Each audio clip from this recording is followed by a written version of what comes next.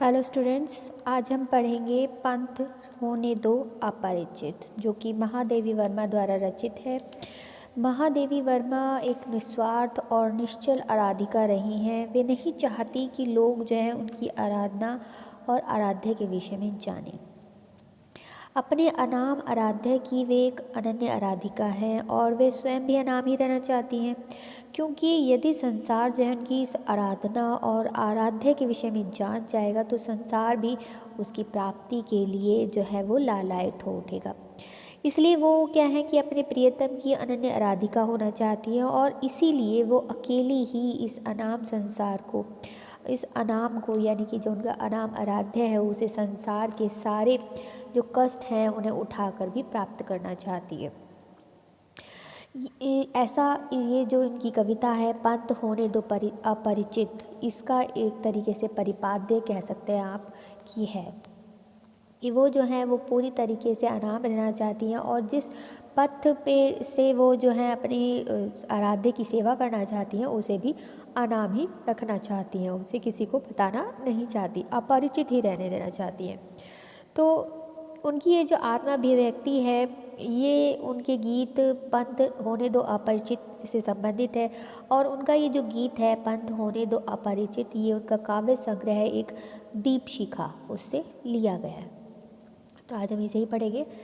क्या कहती है महादेवी वर्मा कि पंथ होने दो अपरिचित, प्राण रहने दो अकेला, घेर ले छाया अमा बन, आज कज्जल अश्रों में रिमझिमा ले यह घेरावन।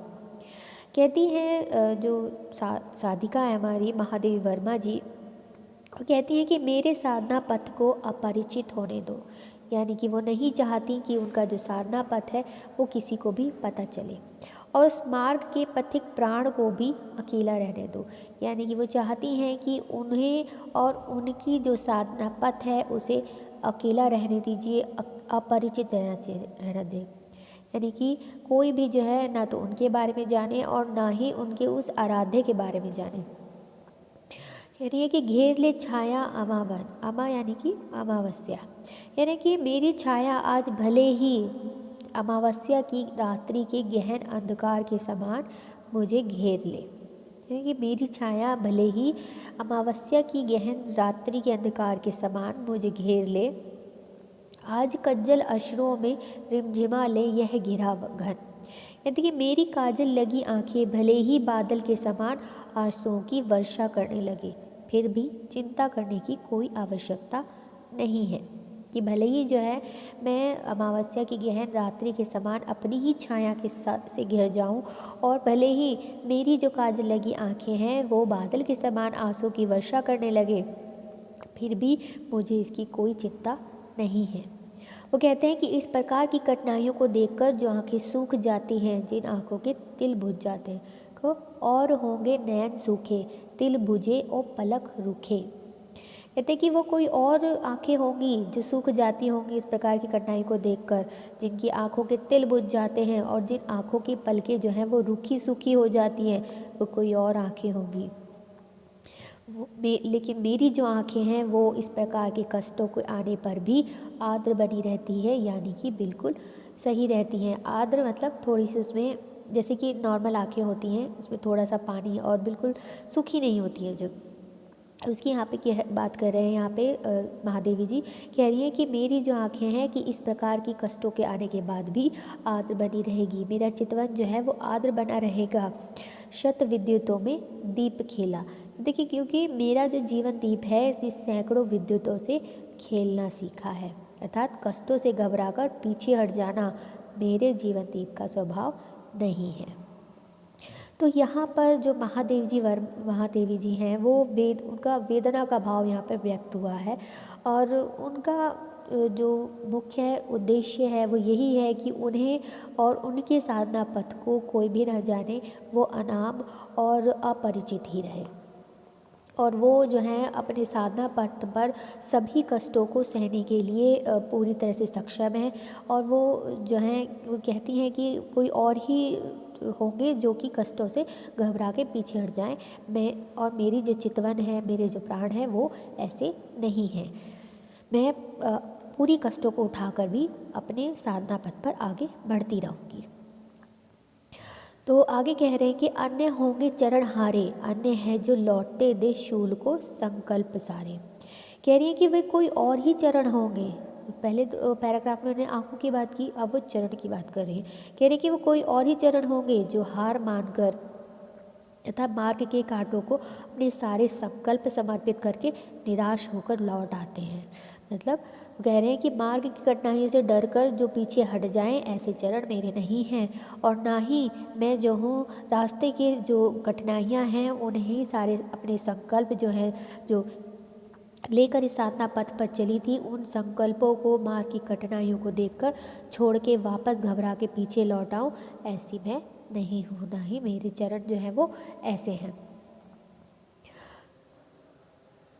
आगे कह रही है कि दुख वृत्ति निर्माण उन्मद, यह अमरता नापते पद। कहते हैं कि मेरे जो चरण हैं वो नव निर्माण करने की इच्छा के कारण मस्ती से भरे हुए हैं। ये मुझ में मार्ग की कठिनाइयों का जरा भी डर नहीं है, और ना ही मेरे चरण जो हैं वो इस प्रकार के हैं जो कि मार्ग की कठिनाइयों से घबरा जाएं। मेरे चरण तो नव निर्माण करने की इच्छा से भरे हुए हैं और उसमें मस्ती से भरे हुए हैं। यह अमरता नापते पद बांध देंगे अंक संस्मृति से तिमिर में स्वर्ण बेला। कहते हैं कि वे स्वयं को अमर मानकर प्रिय पथ को निरंतर नाप रहे हैं। कि कह रहे हैं कि जो मेरे जो चरण हैं वो स्वयं को अमर मान रहे हैं और अपनी जो साधना पथ है उसमें निरंतर आगे बढ़ते जा रहे हैं, जिसके कारण जो है दूरी जो है वो घटती चली जा रही है। क्या क्या कि मेरे जो चरण है मार्ग की कठिनाइयों से जरा भी घबराते नहीं हैं, विचलित नहीं होते हैं, इसलिए साधना पथ पर आगे बढ़ते जा रहे हैं। और यही कारण है कि जो साधना पथ में जो मेरे और मेरे आराध्य के बीच की दूरी है वो निरंतर जो है वो घटती जा रही है। और कह रहे हैं कि मेरे तो चरण ऐसे हैं कि वे अपनी दृढ़ता से संसार की गोद में छिप छाए हुए अंधकार को सुनहले प्रकाश में परिणत कर देंगे। ये क्या कह रहे हैं, बांध देंगे अंक संस्मृति से तिमिर में स्वर्ण बेला। कि मेरे चरण इतने दृढ़ हैं कि संसार में जो अंधकार फैला हुआ है, जो निराशा का जो अंधकार फैला है, उसे भी आशा के सुनहरे प्रकाश में परिणत कर देंगे, इतने दृढ़ हैं। अर्थात यहाँ पर निराशा का जो अंधकार है वो आशा के अंधकार में आशा के प्रकाश में बदल जाएगा। इतने मेरे जो संकल्प हैं वो दृढ़ हैं, मेरे जो चरण हैं वो दृढ़ हैं कि वो मार्ग की कठिनाइयों से जरा भी विचलित नहीं होते। तो यहाँ पर क्या है, महादेवी वर्मा जी ने अपने जो साधना पथ है और उसके मार्ग की कठिनाइयों का यहाँ पर वर्णन किया है और बता रही हैं कि भले ही साधना पथ में जो साधना का उनका जो पथ है उसमें बहुत सारी कठिनाइयाँ हैं, बहुत सारे जो निराशा हैं, लेकिन मैं जो हूँ इन कठिनाइयों और इन निराशाओं से ज़रा से भी विचलित नहीं होंगी और आगे ही आगे बढ़ती जा रही हूँ। और इसी कारण जो साधना पथ पे जो मेरी जो दूरी है प्रिय से मिलने की, आराध्य से मिलने की, वो निरंतर कम होती जा रही है। और ये इतने दृढ़ हैं कि जो निराशा का जो अंधकार है वो भी आशा के प्रकाश में परिणत हो जाएगा। तो यहाँ पर महादेवी वर्मा जी के दृढ़ संकल्प, अदम्य उत्साह, साधना की दृढ़ता और अडिग आत्मविश्वास की अभिव्यक्ति हुई है। भाषा उनकी है शुद्ध परिष्कृत खड़ी बोली, और अलंकार जो उन्होंने इस्तेमाल किया है वो है भेद का अतिशयोक्ति तथा रूपक। तो यहाँ पर इन्होंने क्या है कि जो कविता है पंथ होने दो अपरिचित, इसमें इन्होंने अपनी ही आत्माभिव्यक्ति का यहाँ पर वर्णन किया है। तो आज के लिए इतना ही रहेगा। अगले लेक्चर में हम इससे आगे का जो कविता का हिस्सा है उसे हम पूरा करेंगे। तब तक के लिए थैंक यू।